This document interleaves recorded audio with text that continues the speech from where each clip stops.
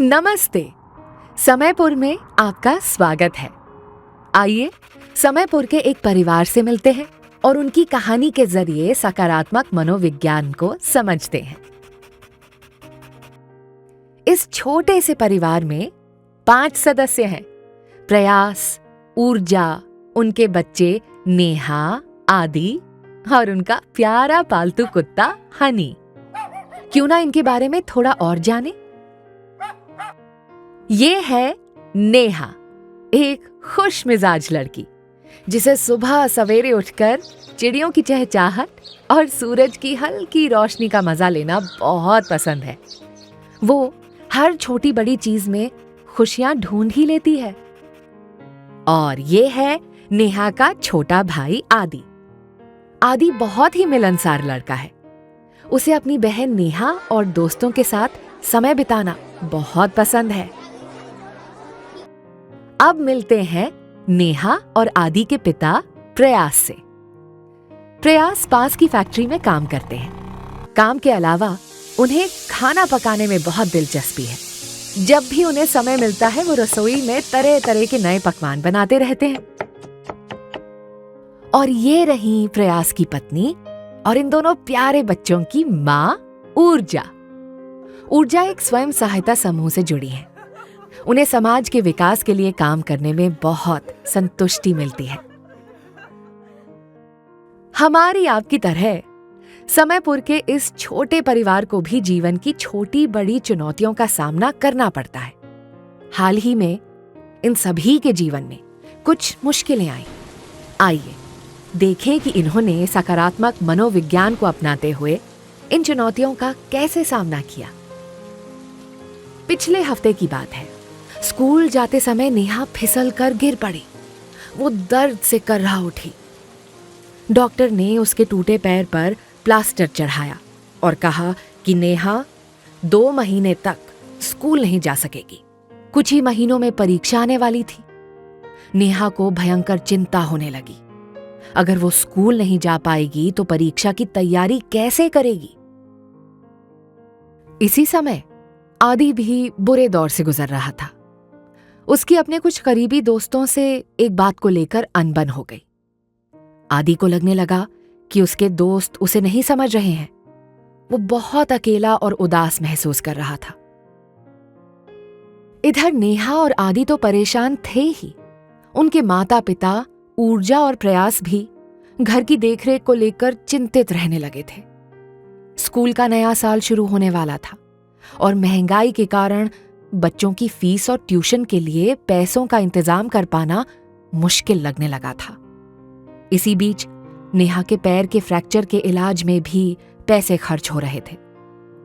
ऐसे में प्रयास और ऊर्जा दोनों चिड़चिड़े रहने लगे थे और उनकी आपसी नोकझोंक भी बढ़ने लगी थी।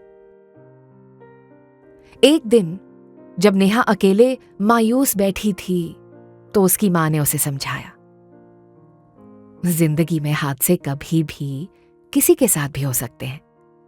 कुछ परिस्थितियां हमारे नियंत्रण में नहीं होती, लेकिन उन परिस्थितियों में हम क्या प्रतिक्रिया देते हैं ये हमारे हाथ में है। ये सुनकर नेहा सोचने लगी, पैर टूटने की वजह से वो स्कूल नहीं जा सकती थी, लेकिन इसकी वजह से उसे घर पर अपनी पसंदीदा चीजें करने का मौका मिला था।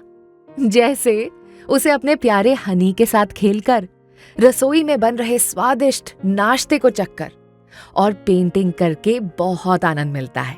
नेहा ने गौर किया कि जब उसने मुश्किल परिस्थिति के बारे में अपना नजरिया बदला और परिस्थिति में लाभ खोजने की कोशिश की तो उसे घर पर मजा आने लगा और वो परीक्षा की तैयारी करने के रचनात्मक तरीके भी सोचने लगी। धीरे धीरे परीक्षा को लेकर उसका आत्मविश्वास भी बढ़ता गया। नेहा इस परिस्थिति में एक और लाभ ढूंढ पाई। उसका अपने भाई आदि के साथ रिश्ता और गहरा हो गया था। इसी दौरान नेहा और आदि एक दूसरे के साथ ज्यादा समय बिताने लगे थे। स्कूल से वापस आने के बाद आदि नेहा को पूरे दिन की कहानियां बताता और दोनों घंटों बातें करते।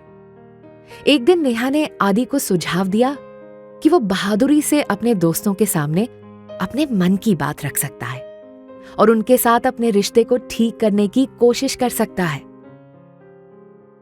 आदि बहुत कृतज्ञ महसूस करने लगा कि इस मुश्किल समय में उसकी बहन नेहा उसके साथ है और वो उससे अपनी कोई भी समस्या कह सकता है, और चाहे वो कितना भी परेशान हो, बहन के साथ समय बिताकर वो हमेशा हल्का महसूस करता था। ये बात सोचकर उसे सुकून मिलता था। उसे ये एहसास हुआ कि कभी कभी कोई परिस्थिति बहुत कठिन लगती है, जैसे जब कुछ भी अच्छा ना हो रहा हो, लेकिन उस परिस्थिति में भी हम ऐसी चीजें ढूंढ सकते हैं जो अच्छी हैं और जिनके लिए हम कृतज्ञ महसूस करते हैं, जैसे कि अपने माता पिता, दोस्तों या जीवन के अन्य सकारात्मक रिश्तों के लिए। इससे हम कठिन समय में आशान्वित महसूस करते हैं और समस्याओं को सुलझाने के तरीके सोच पाते हैं। उधर नेहा और आदि थोड़ा बेहतर महसूस करने लगे थे और इधर प्रयास को भी एहसास हुआ कि इन मुश्किलों के बीच घर में एक जगह ऐसी थी जहां कुछ देर के लिए वो अपनी चिंताओं को भूल जाते थे, और वो जगह थी रसोई। जब भी वो खाना पकाते थे तो पूरी तरह मग्न हो जाते थे, बहुत खुश महसूस करते थे और समस्याओं के समाधान सोच पाते थे। प्रयास के अंदर खाना पकाने का जुनून था, तो बस उन्होंने सोचा कि क्यों ना इसे इस्तेमाल कर कुछ ऐसा किया जाए जिससे कुछ आमदनी भी हो जाए। प्रयास ने अपने ऑफिस के काम के साथ साथ केटरिंग का काम शुरू करने का सोचा और मोबाइल पर ऑर्डर लेकर घरों और हॉस्टलों में खाना पहुंचाने की योजना बनाई। इस तरह वो अपनी पसंद की चीज भी कर पाएंगे और साथ ही परिवार की आमदनी भी बढ़ेगी। प्रयास को एहसास हुआ कि जब मन चिंता और परेशानी में डूबा होता है तो मुश्किलें बहुत बड़ी लगती हैं और उनसे निकलने का कोई रास्ता नहीं दिखता। लेकिन जब हम अपने मन को किसी ऐसे काम में लगाते हैं जिसमें हम पूरी तरह से तल्लीन हो जाते हैं, तो हम संतुष्ट महसूस करते हैं, अपने अंदर के गुणों को पहचान पाते हैं और हमारा आत्मविश्वास बढ़ता है, और इससे हम अधिक सकारात्मकता के साथ समस्याओं से बाहर निकलने के रास्ते ढूंढने लगते हैं। प्रयास केटरिंग के काम में जुट गए। ऊर्जा उनकी दृढ़ता की सराहना करने लगी और उनके जोश को देखकर खुद भी कुछ करने के लिए प्रेरित हुई। उन्होंने सोचा कि वो स्वयं सहायता समूह के साथ मिलकर कुछ ऐसा कर सकती हैं जिससे घर की आमदनी भी बढ़े और समाज का भी भला हो। उन्होंने स्वयं सहायता समूह की महिलाओं से बात की और सबने मिलकर हर हफ्ते 1000 कम लागत वाले मास्क बनाने का लक्ष्य तय किया। मास्क बनाकर बेचने से समूह में पैसे भी आएंगे और लोग भी बीमारी से बचे रहेंगे। इस लक्ष्य को पूरा करने के लिए ऊर्जा ने योजना बनाई और समूह के बड़े लक्ष्य को छोटे छोटे लक्ष्यों में बांटा। जैसे जैसे समूह की महिलाएं इन लक्ष्यों को प्राप्त करती गईं, उन्हें अपनी उपलब्धियों पर गर्व महसूस होने लगा और ऊर्जा भी आत्मविश्वास से भर गई। उन्हें तसल्ली हो गई कि भविष्य में चाहे जो भी कठिनाई आए, नेतृत्व और समूह कार्य के उनके चारित्रिक गुण कठिनाई से उबरने में उनकी जरूर मदद करेंगे। इस छोटे से परिवार के सदस्यों की तरह हम भी मुश्किल परिस्थितियों में अपने दृष्टिकोण को चुन सकते हैं। हम सिर्फ कमजोरियों, नाकामियों और कठिनाइयों पर ध्यान देने के बजाय सकारात्मक भावनाओं, अनुभवों, रिश्तों और गुणों पर ध्यान केंद्रित करने का चुनाव कर सकते हैं। मुश्किल परिस्थितियों को देखने का ये नजरिया ही सकारात्मक मनोविज्ञान का मूल आधार है। संक्षेप में, सकारात्मक मनोविज्ञान एक साक्ष्य आधारित वैज्ञानिक सोच है जो जीवन के सकारात्मक पहलुओं को पहचानकर खुशहाल, अर्थपूर्ण और संतुष्ट जीवन जीने का रास्ता दिखाता है। सकारात्मक मनोविज्ञान हमें बताता है कि नेहा की तरह हम मुश्किल परिस्थितियों में भी ऐसी चीजें कर सकते हैं जिससे हमें खुशी, शांति और संतुष्टि जैसी सकारात्मक भावनाएं महसूस हों। प्रयास की तरह किसी ऐसे काम में मन लगा सकते हैं जिसमें हमारे गुणों, कौशलों का उपयोग हो और हम पूरी तरह से तल्लीन हो जाएं। आदि की तरह अपने आपसी संबंधों को अपनी ताकत बना सकते हैं और ऊर्जा की तरह ऐसे काम कर सकते हैं जिनसे हमें अर्थपूर्णता और उपलब्धि का एहसास मिले। सकारात्मक मनोविज्ञान के अनुसार यही वो 5 प्रमुख तत्व हैं जो एक खुशहाल जीवन जीने के लिए जरूरी हैं। पी से पॉजिटिव इमोशंस, यानी कि सकारात्मक भावनाएं। हमेशा ऐसे मौके तलाशना जिनमें आप खुशी, सुकून और संतुष्टि महसूस करें। ई से एंगेजमेंट, यानी कि तल्लीनता। ऐसे कामों में मन लगाना जिसमें हम अपने गुणों और कौशलों का प्रयोग कर सकें और जिसे करने में हम पूरी तरह मग्न हो जाएं। आर से रिलेशनशिप्स, यानी कि आपसी संबंध। ऐसे रिश्ते बनाना जिनसे हमें सुख, समर्थन, प्रेम और संतुष्टि मिले। एम से मीनिंग, यानी कि अर्थपूर्णता।